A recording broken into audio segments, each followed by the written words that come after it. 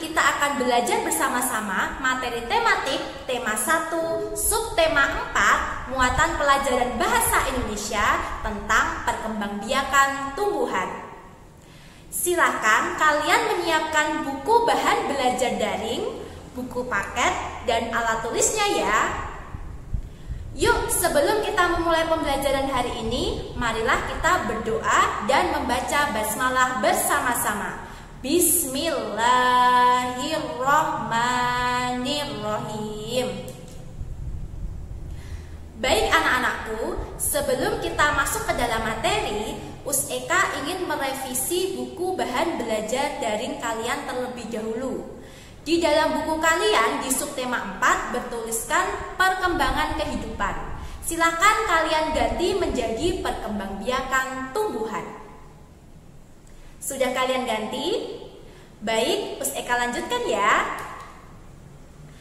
Baik anak-anakku, Eka ingin mengingatkan kembali tentang Quran Surat Yasin ayat 36. Di situ terdapat kata-kata tunbitul ardu, artinya yang ditumbuhkan oleh bumi. Allah sudah menciptakan manusia, hewan, dan tumbuhan, di mana tumbuhan ini sangat bermanfaat bagi manusia maupun hewan. Oleh karena itu, kita wajib untuk merawat dan menjaganya. Dengan kita merawat dan menjaganya, itu merupakan bentuk rasa syukur kita kepada Allah Subhanahu wa Ta'ala. Baik anak-anakku, silakan kalian perhatikan gambar yang ada di samping. Di situ terdapat gambar seorang petani buah yang sedang menyiram tanaman buah. Nah, menyiram merupakan bentuk kita dalam merawat dan menjaga tumbuhan. Tumbuhan ketika kita rawat dan kita jaga, maka tumbuhan tersebut akan mengalami pertumbuhan dan perkembangan. Selain itu, tumbuhan juga mengalami perkembangbiakan, sama seperti manusia dan hewan. Tapi, caranya apakah sama ya seperti manusia dan hewan? Nah, yuk kita cari tahu bersama-sama. Tujuan pembelajaran hari ini adalah kita akan mempelajari pertumbuhan dan perkembangan pada tumbuhan. Selain itu, kita juga akan mencari tahu macam-macam perkembangbiakan pada tumbuhan. Oke, kita masuk ke pertumbuhan tumbuhan. Pertumbuhan merupakan proses bertambahnya ukuran tumbuhan. Awalnya nih Dek, tumbuhan itu berukuran 5 cm. Setelah beberapa hari, ya, tumbuhan tersebut menjadi 10 cm. Nah, itu tandanya tumbuhan tersebut mengalami pertumbuhan. Perkembangan tumbuhan. Perkembangan tumbuhan merupakan bertambahnya kemampuan pada tumbuhan itu sendiri. Contohnya, ketika tumbuhan itu sudah dewasa, maka kemampuannya bertambah, yaitu dapat menghasilkan yang namanya buah. Nah, itu artinya bahwa tumbuhan itu berkembang. Perkembangbiakan tumbuhan. Perkembangbiakan tumbuhan merupakan kemampuan tumbuhan dalam menghasilkan individu baru atau tumbuhan baru. Kenapa tumbuhan berkembang biak? Karena memiliki tujuan, yaitu untuk melestarikan jenisnya dan jumlah tumbuhan menjadi bertambah.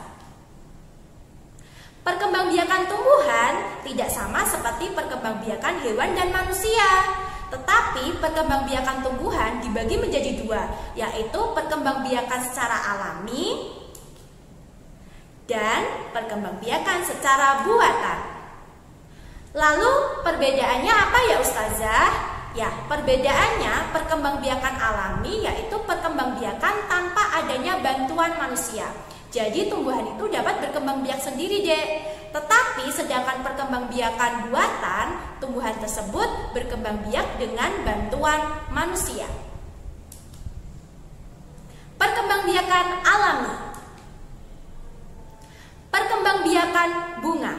Tumbuhan dewasa setelah dia matang, maka dia akan menghasilkan yang namanya bunga. Bunga merupakan tempat tumbuhan berkembang biak karena di situ terdapat dua alat perkembangbiakan, yaitu benang sari dan putik. Ketika serbuk benang sari jatuh ke kepala putik, maka terjadi yang namanya penyerbukan. Setelah terjadi penyerbukan, maka akan menghasilkan yang namanya buah. Nah, di dalam buah akan terdapat biji. Nah, selanjutnya nanti kita akan membahasnya di perkembangbiakan biji. Bunga nasional. Bunga nasional merupakan bunga yang dapat mewakili karakteristik sebuah bangsa atau negara. Contohnya saja adalah tulip. Tulip merupakan bunga bangsa dari Belanda. Sedangkan mawar merupakan bunga bangsa dari Inggris. Sedangkan Indonesia memiliki 3 bunga nasional yang disebut sebagai puspa. Yaitu yang pertama ada melati yang disebut sebagai puspa bangsa. Sedangkan anggrek disebut sebagai puspa pesona. Dan yang terakhir, rafflesia disebut sebagai puspa langka. Perkembangbiakan biji. Tumbuhan setelah dia dewasa, dia akan menghasilkan bunga. Nah, di dalam bunga dia akan mengalami proses perkembangbiakan. Dengan cara apa tadi, Dek? Penyerbukan. Nah, setelah tumbuhan mengalami penyerbukan, maka dia akan menghasilkan yang namanya buah. Di dalam buah terdapat biji. Nah, biji ini lalu kita tanam ke dalam tanah. Kita rawat, kita sirami, kita beri pupuk setiap harinya, maka dia akan tumbuh menjadi tumbuhan yang baru. Perkembangbiakan tunas. Perkembangbiakan tunas merupakan munculnya individu tumbuhan baru yang tumbuh di dekat tumbuhan induknya. Nah, contohnya adalah pada pisang. Ya, selanjutnya ada tunas daun, yaitu pada cocor bebek, dan tunas akar, yaitu pada tumbuhan cemara. Perkembangbiakan umbi. Perkembangbiakan umbi ada 3, yaitu umbi akar, umbi batang, dan umbi lapis. Umbi akar merupakan akar yang membesar karena berisi cadangan makanan. Contohnya adalah wortel. Sedangkan umbi batang adalah batang yang membesar yang berisi cadangan makanan.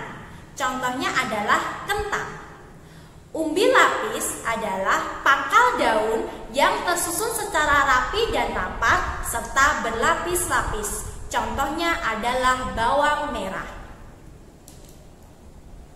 Perkembangbiakan spora. Spora merupakan alat perkembangbiakan yang berukuran sangat kecil dan halus. Spora ini mudah sekali tersebar. Tersebarnya itu karena angin, air, dan binatang. Ketika spora itu jatuh di media yang tepat, spora itu akan tumbuh menjadi tumbuhan individu yang baru.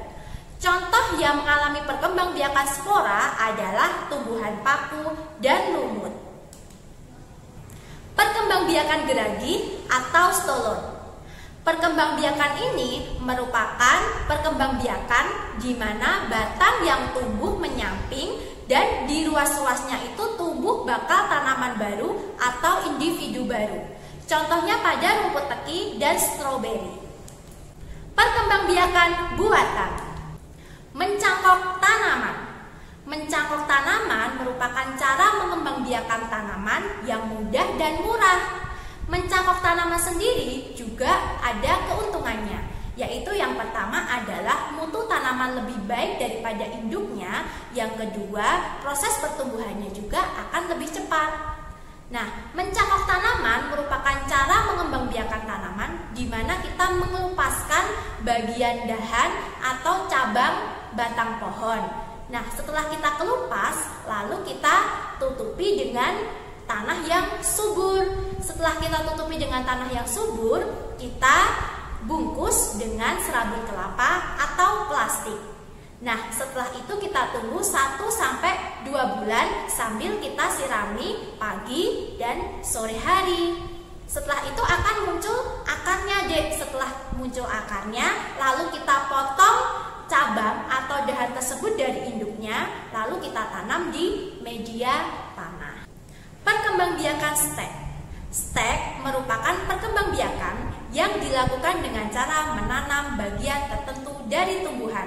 Contohnya saja singkong. Nah, singkong batangnya itu bisa kita potong, lalu langsung saja kita tancapkan di media tanah tanpa menunggu akarnya. Nah, dia akan menjadi tumbuhan yang baru.